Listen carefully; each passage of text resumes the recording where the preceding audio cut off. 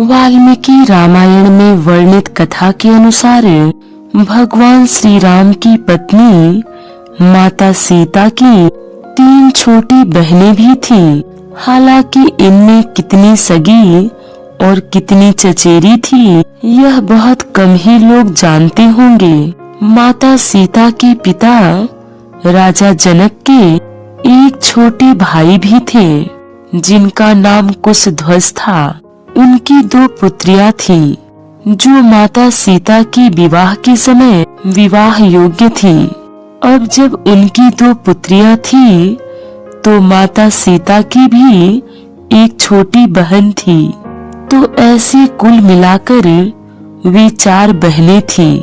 माता सीता की छोटी सगी बहन का नाम उर्मिला था जिनका विवाह लक्ष्मण जी के साथ हुआ था। चचेरी बड़ी बहन मांडवी का विवाह भरत जी से हुआ था और शत्रुघ्न जी से सबसे छोटी बहन श्रुतकृति का विवाह हुआ था।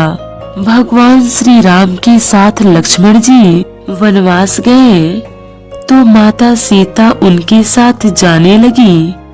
तब लक्ष्मण जी की पत्नी उर्मिला ने भी उनके साथ जाने की जिद की, परंतु लक्ष्मण जी ने उन्हें यह कहकर मना कर दिया कि अयोध्या के राज्य को और माताओं को उनकी आवश्यकता है।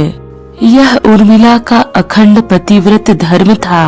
उधर रावण के पुत्र मेघनाद को यह वरदान था कि जो व्यक्ति 14 वर्षों तक सोया न हो वही उसे हरा सकता है। और लक्ष्मण जी अपने बड़े भाई श्री राम और भाभी सीता की सुरक्षा और सेवा में इतने लगे रहे कि वह 14 वर्षों तक सो ही नहीं पाए, जबकि उर्मिला 14 वर्षों तक सोती रही, जो कि लक्ष्मण जी के हिस्से की नींद ले रही थी। उर्मिला के अंगद तथा चंद्रकेतु नामक 2 पुत्र थे। मांडवी राजा जनक के छोटे भाई कुशध्वज की बेटी थी। वह दशरथ पुत्र भरत की पत्नी थी और एक साध्वी की तरह रहती थी। वचनासुर भरत अयोध्या में नहीं नंदी ग्राम में रहते थे। भरत जी ने राम की चरण पादुका सिंहासन पर रखा था और दिन के काम काज के बाद खुद सरयू के किनारे बिना बिस्तर के जमीन पर लेट जाते थे। मांडवी अपने पति के प्रभु श्री राम के प्रति समर्पण का सम्मान करती थी।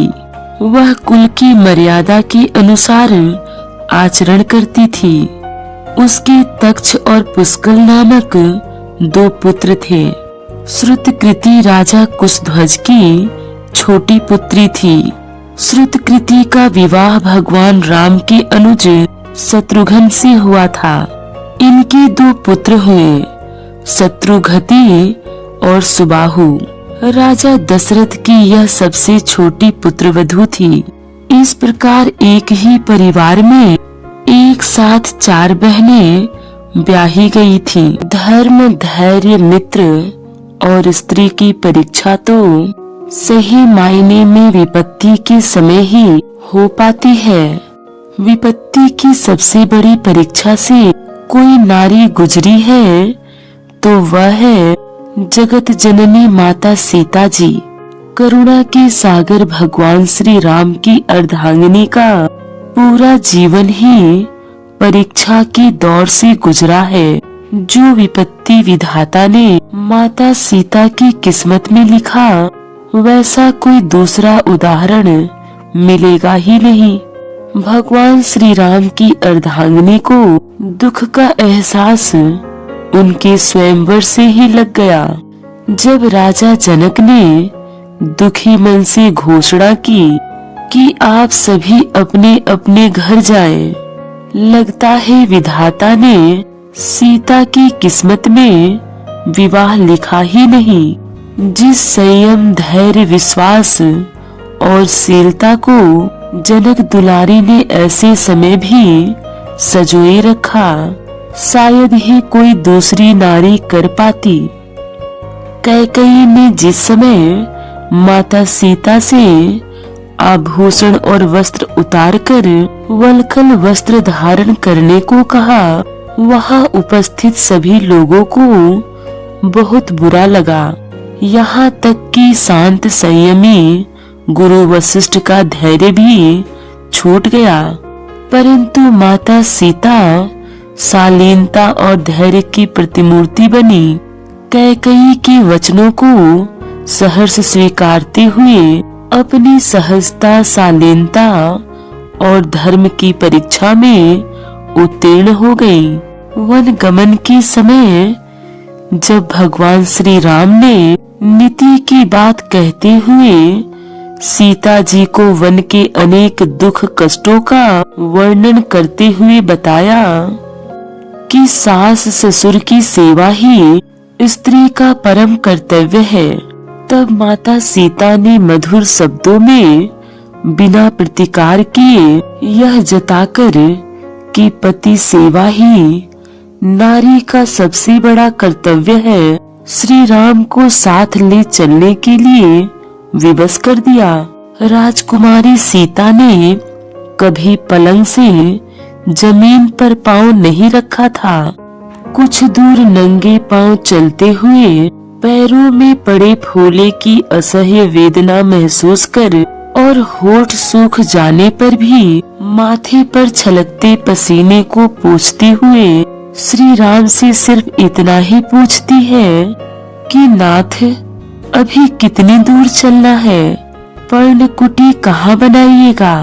माता सीता दर्द के एहसास को जिस तरह पी गई, यह उनकी सहनशीलता की पराकाष्ठा है। जिनके पैरों में गड़े कांटों को देखकर प्रभु श्री राम स्वयं भाव विहल और अधीर हो उठे थे, वही माता सीता प्रभु श्री राम से कहती है, नाथ, आप बहुत थक गए होंगे, मैं पानी से आपके पैर धोकर पंखा झल देती हूँ, थोड़ा विश्राम कर लीजिए। अपनी थकावट और परेशानियों को परे रखकर पूर्ण समर्पण के साथ पति सेवा में लीन माता सीता की इस सेवा से बढ़कर और क्या सेवा होगी। पतिव्रता नारी धर्म पालन में उन्होंने रत्ती भर भी चूक नहीं की। यह उनके धैर्य, महानता, पति प्रेम और सेवा का ही प्रतीक है। जब ग्राम बधुएं सीता जी से पूछती हैं कि सखी, ये सांवले वर्ण वाले आपके कौन लगते हैं, तब माता सीता खंजन से तिरछी नैनों से पहले उन स्त्रियों को देखती हैं, फिर सकुचाकर धरती को देखने लगती हैं, फिर कोकिल कंठों से घूंघट की ओट से कहती हैं, यह सहज स्वभाव सुंदर गौर वर्ण वाले हमारे छोटे देवर हैं। संकोच, लज्जा, सरल स्वभाव, मृदु वचन, बुद्धि, विवेक नारी के आभूषण होते हैं। सारे आभूषणों से सुसज्जित माता सीता बिना शब्दों के इशारे से ही अपने पति का परिचय दे देती हैं और हल्की मुस्कान के साथ सबका मन मोह लेती हैं। यह उनकी गरिमा, महानता और विवेक को दर्शाता है।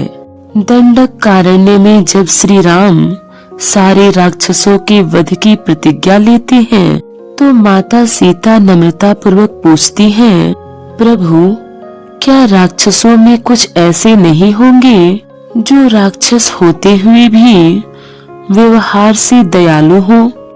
क्या ऐसे राक्षसों का भी वध कर देना उचित होगा?